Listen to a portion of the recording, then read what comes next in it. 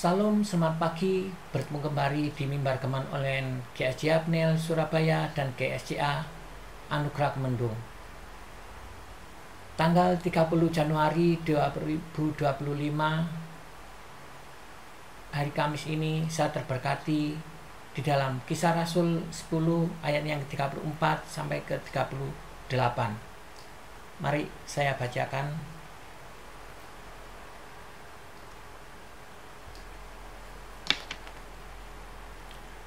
Lalu mulailah Petrus berbicara, katanya, "Sesungguhnya aku telah mengerti bahwa Allah tidak membedakan orang. Setiap orang dari bangsa manapun yang takut akan Dia dan mengamalkan kebenaran berkenan kepadanya. Itulah firman yang Ia suruh sampaikan kepada orang-orang Israel, yaitu firman yang memberitakan damai sejahtera oleh Kristus yang adalah Tuhan dari semua orang." Firman Tuhan pagi ini menggambarkan tentang kehidupan kita, tentang perbedaan kita. Firman pagi ini saya kasih judul Allah tidak membedakan siapapun. Malaikat Tuhan menampakkan diri kepada Kornelius, menyuruh orang untuk menjemput Petrus. Selanjutnya Tuhan pun menjumpai Petrus melalui penglihatan waktu dia berdoa dan merasa lapar. Petrus mendengar Tuhan menyuruh dia menyembelih hewan-hewan yang bagi orang Yahudi.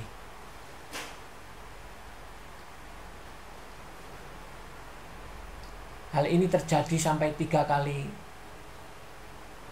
Selanjutnya roh Tuhan mengarahkan Petrus untuk menjumpai utusan dari Kornelius yang datang untuk menjemputnya. Petrus meresponnya dengan indah, walaupun ada larangan keras bagi orang Yahudi bergaul dengan orang bukan Yahudi, apalagi masuk ke dalam rumah mereka. Namun Petrus pergi ke Kaisarea menjumpai Kornelius. Semua peristiwa ini membukakan hati Petrus bahwa berita keselamatan Kristus adalah untuk semua bangsa, untuk semua orang. Saudara-saudara yang terkasih, Allah tidak membedakan orang menurut suku, menurut status, menurut warna kulit, dan sebagainya. Ia mengasihi setiap orang dan memberikan keselamatan kepada semuanya.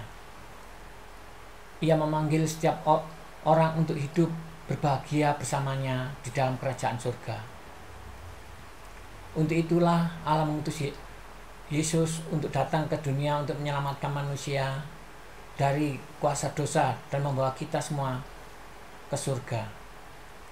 Yesus memang lahir sebagai orang Yahudi dan mulanya hanya untuk menyampaikan kebenaran kepada orang Yahudi. Akan tetapi kabar keselamatan yang dibawa Yesus itu kemudian diberitakan kepada semua orang di seluruh dunia. Kita telah percaya kepada Yesus yang membawa kasih Allah. Tuhan meminta kita untuk terus mengikuti jalannya supaya berbahagia selamanya bersama Dia. Bagian firman Tuhan ini mengungkapkan beberapa pokok penting. Kristus bagi semua bangsa adalah ajaran Tuhan bagi jemaatnya. Petrus menyatakan bahwa Allah tidak membedakan orang dari bangsa manapun yang mengikuti ajaran Kristus. Pernyataan Petrus mengungkapkan tentang pemahaman dan sikap yang baru bahwa Kristus Yesus adalah juru selamat semua bangsa. Kebenaran ini dinyatakan melalui penglihatan dan diwujudkan dalam perjumpaan Petrus dengan Kornelius.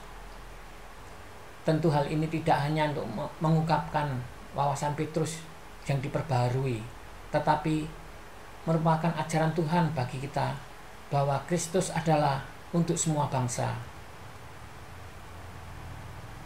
Yang kedua, Kristus bagi semua bangsa adalah tugas dan panggilan yang harus dilakukan oleh jemaat Tuhan.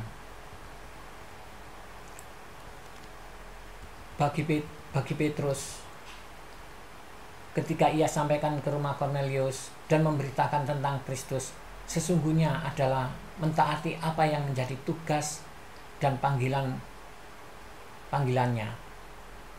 Perhatikan di ayat yang ke-33, kesaksian Petrus tentang Yesus adalah respon Petrus ketika Kornelius menyatakan bahwa ia dan kaum keluarga serta sahabat-sahabatnya sekarang berkumpul untuk mendengarkan apa yang ditugaskan Allah kepada Petrus. Yang ketiga, Kristus bagi semua bangsa adalah berita yang menyelamatkan.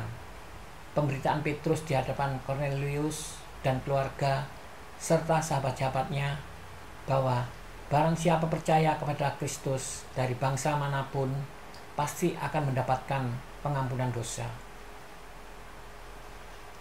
Ya. Gemar pagi ini menggambarkan tentang kehidupan setiap suku, setiap bangsa, ras, setiap orang. Tuhan mengajarkan kita agar tidak ada perbedaan miskin ataupun kaya. Di hadapan Tuhan miskin atau kaya itu sama. Yang penting hati kita menghadap Tuhan. Kehidupan kita tentang kebenaran. Kita diajarkan untuk selalu mengabarkan tentang kebaikan, kebersamaan, tidak membedakan miskin atau kaya. Orang itu baik atau jahat, Tuhan tidak membedakan. Kita harus bisa memilih, kita harus menentukan. Memang sulit kalau kita mempunyai sahabat atau teman itu karakternya berbeda-beda. Kita harus tahu, kita harus bisa menempatkan diri di mana kita harus berteman, bersahabat. Puji Tuhan, gemar ini agar bisa memberkati kita, agar kita selalu memberikan yang terbaik bagi siapapun, tidak membedakan. Itu aja yang bisa sampaikan. Biarlah kebenaran gemar pagi ini dapat tertanam dalam hati kita. Terus diingat, terus ditaruh dalam hati. Kita tidak perlu membedakan siapapun dia. Tuhan tahu apapun yang kita kerjakan, pasti Tuhan akan tuntun kita. Begitu aja gemar pagi ini, biarlah dapat menjadi berkat dalam kehidupan kita. Mari sebelum saya akhiri, mari kita berdoa. Kembali kami syukur kepadamu ya Tuhan. Terima kasih atas segala kebaikan-Mu ya Tuhan. Oh Tuhan, gemar pagi ini Engkau mengajarkan kami agar kami tidak membedakan siapapun Tuhan.